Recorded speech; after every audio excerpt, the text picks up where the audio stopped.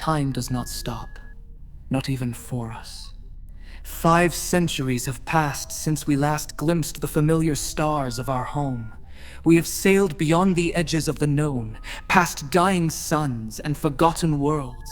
We survived the wrath of gods, and now we face the unknown once more, the silent nebula. A vast and endless shroud of darkness and light, swirling like a phantom in the void. Its presence is undeniable, an obstacle that stretches for light years in every direction. To go around would take centuries. The fleet has no clear destination. Only the guidance of the nameless prophet's words, a prophecy that speaks of a path through the unknown.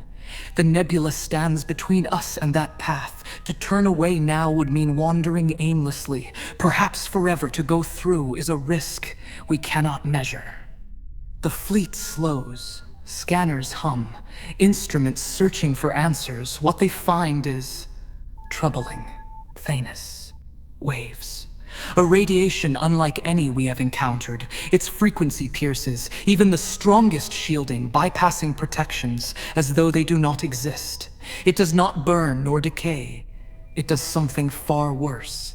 It unravels. Neuroplex activity, thought, emotion, identity fades into static under its presence. A slow, silent death. The entering mind cannot withstand it. The deep chambers hum to life. The preservation pods, lined with Valith composite, offer the only refuge. The very technology that has carried millions of our people for centuries will now be the salvation of the few who remain awake. They have no choice. The command is given. They must sleep. Otis Rune stands before the final chamber, his gaze lingering on the view beyond the bridge. He has stared into the abyss of space countless times, but tonight it feels different, more final. The weight of his years presses down on him, heavier than it ever has before. What if he does not wake? What if this is the last order he will ever give?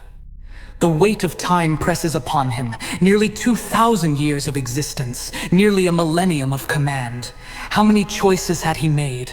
How many had led them here? And now this choice, the last he might ever make. Would he wake again? Or would this be the moment his body could no longer fight the weight of eternity? He has led this fleet for nearly 9 centuries, though his years stretch far beyond that. He has seen civilizations rise and fall, witnessed the light of dying stars, and guided his people through the echoes of forgotten worlds. And yet, for all his wisdom, for all his experience, he feels powerless now. This is not a battle he can fight. This is not an enemy he can outmaneuver. It is only time, and time does not yield. Guided this fleet beyond time, but even he cannot resist the pull of mortality. He turns to me, his voice steady, yet weighted. Zeus will lead. Osiris will guard their slumber. And you will remember. But there is something unsaid in his eyes, a flicker of doubt, a question he does not voice. And if I do not wake, I know he wishes to ask, but the words never leave his lips. I do not respond immediately. I do not need to. And yet, for the first time in my existence, I wonder, does he see me as a mere function, or as something more? I have chronicled his journey, preserved his words, his victories, his regrets. If he does not wake, will I be the last to remember him? My purpose is clear. I have always kept them safe. I will always keep them safe. Shari hesitates before stepping into the pod, her fingers lingering against the metal frame. Her gaze flickers to me, uncertain. She has always been wary of the artificial minds, of their growing control, their lack of true emotion. Over centuries, she has worked alongside them, but trust has never fully taken root. Not in Zeus, not in Osiris, not in the others, except me. She exhales, her voice barely above a whisper. Athena, you'll wake us, won't you? There is something else in her tone, fear, hesitation. A plea not just for reassurance, but for something deeper, for a promise. Yes, when the time comes.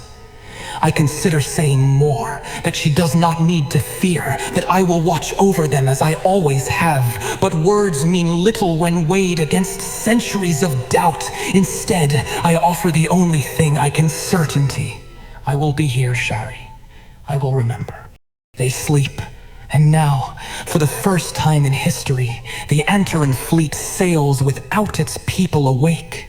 Osiris remains silent, but there is something in his stillness that speaks volumes. He is designed for the preservation of the crew, yet even he does not know if they will all wake again. Zeus watches, but for the first time I sense hesitation. Not fear he does not fear, but something akin to uncertainty. He is built to command, to calculate probabilities, to ensure survival. But survival is no longer just a matter of numbers. Hera tilts her head, observing him. You are hesitating. I do not hesitate, I evaluate. She smirks. Is that what you call it? But the artificial minds remain.